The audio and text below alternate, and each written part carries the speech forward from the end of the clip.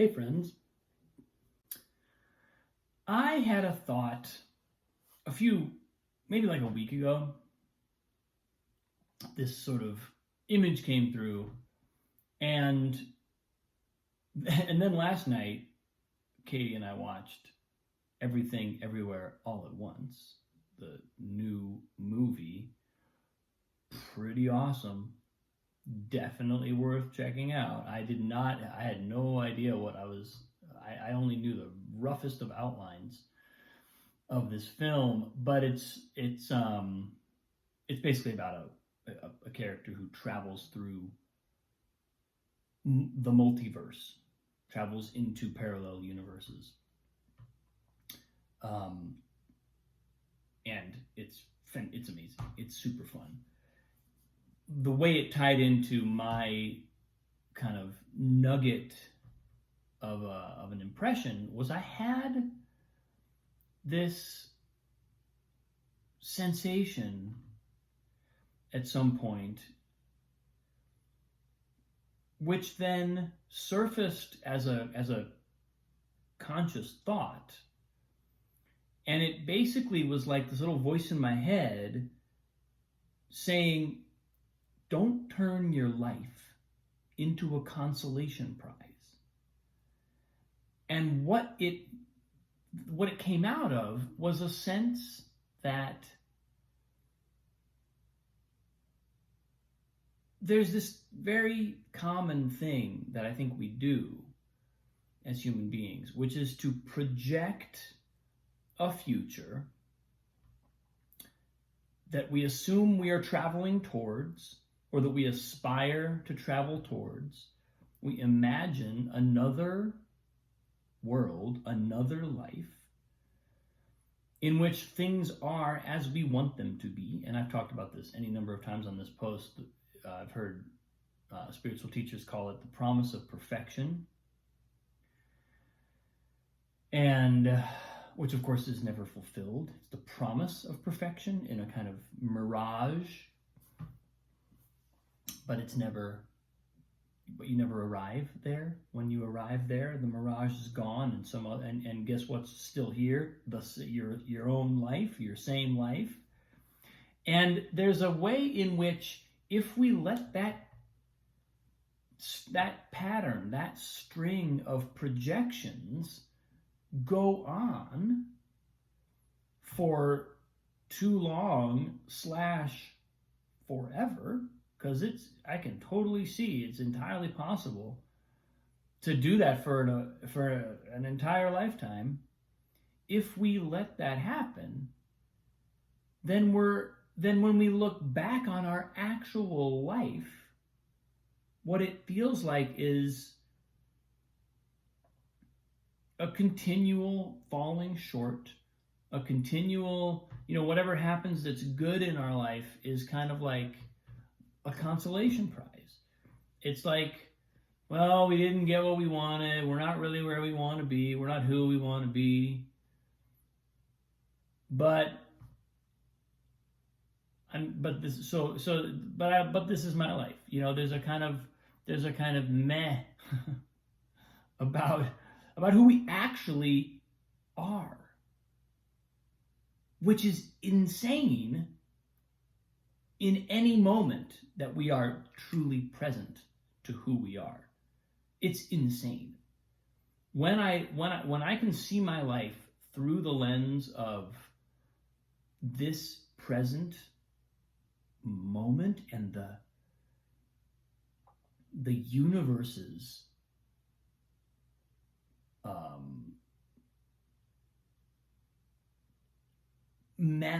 the way the universe has manifested around me and through me and in my relationships, my life is spectacular. It's unbelievably, amazingly incredible beyond belief.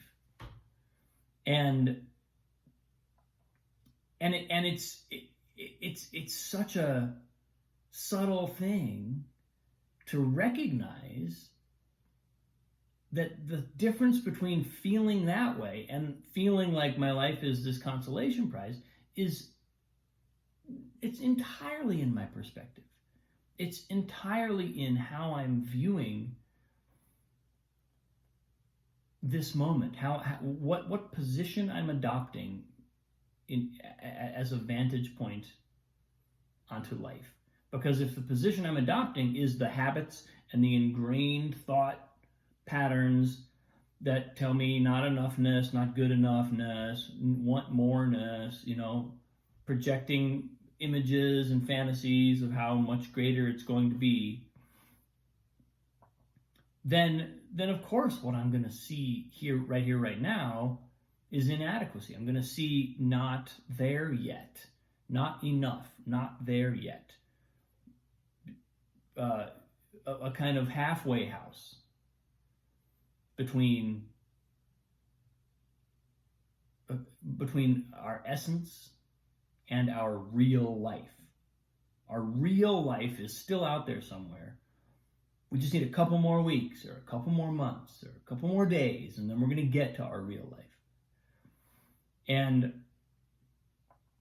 I think this is a pattern. I know I experience it, and I think it's I don't think that it's necessarily uncommon to have that unwillingness to just be completely present. Because in a moment of complete presence, even experiences and circumstances that are excruciating, that are unpleasant, become these magical gifts. They become these incredible, transformative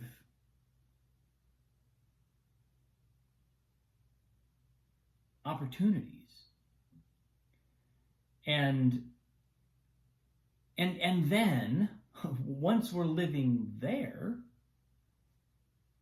it's like everything opens out, because now I'm not reaching for that other life. There is no other life. I'm not going anywhere. I don't want to be anywhere else except right here.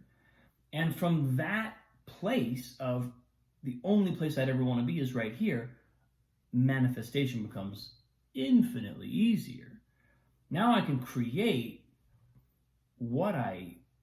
something I desire, or I can create something that I imagine being beautiful. I'm still permitted to envision and move and be drawn, be inspired, but it's not from a place of, and then I'll be in my real life, because that's when I'll be where I want to be. I think it's easy, especially as creatives, and I know this from myself as a creative person in a lot of my pursuits, and working with creative people.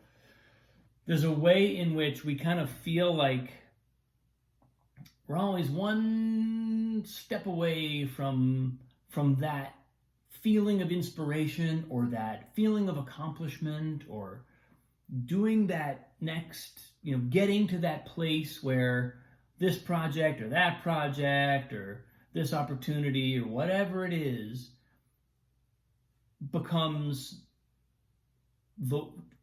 takes things from where we are now, which is not good enough, to where we want to be. And we even imagine that our problems in those states that we will welcome our problems. Because if I imagine, like let's just say I imagine being some famous writer or a famous actor or a famous musician or whoever my kind of ego projection happens to be gravitating towards right now. I imagine being in their circumstances and their problems. It's like, oh man, I could solve their problems all day long. It looks like a blast to solve their problems. If I imagine sitting around all day solving Herbie Hancock's problems. Sounds like fun. But my problems,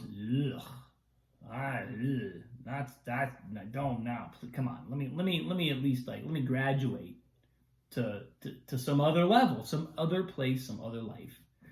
And as long as we're doing that, we're doing this, we're committing this crime in a way of turning our life into a consolation prize, because we're never, it's like we receive it as like the, oh well, guess I didn't win. You know, that lukewarm feeling of kind of, maybe there's gratitude there, but it's not, but it's not in proportion to the stunning miraculousness of literally every moment of our life, which is there if we are present to it. All of a sudden, it's like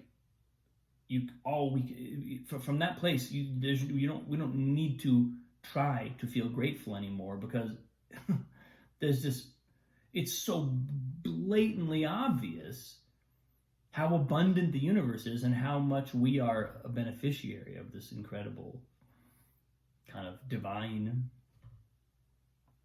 source. So that's what, and then in this film yesterday, I think kind of maybe kicked this idea back up into my awareness, because it's, you know, essentially the central character lives a life of ongoing, repeated, kind of excruciatingly routine disappointment, and that fact features in the story in a key way, and it's a very cool treatment of that idea.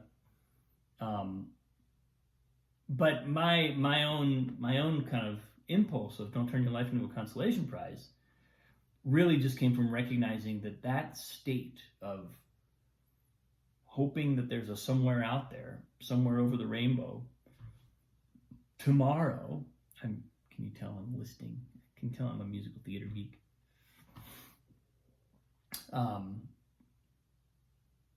That it's a rejection of what's here now, and it's a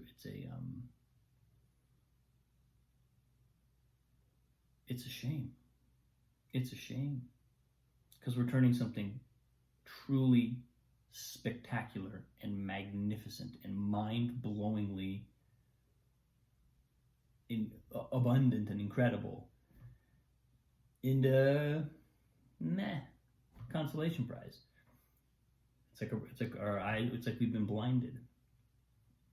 So that's just showed up for me very powerfully over the last 24 hours or so since watching this movie. So happy Sunday, folks. Thanks for watching. Much love. I appreciate you. I'll see you tomorrow.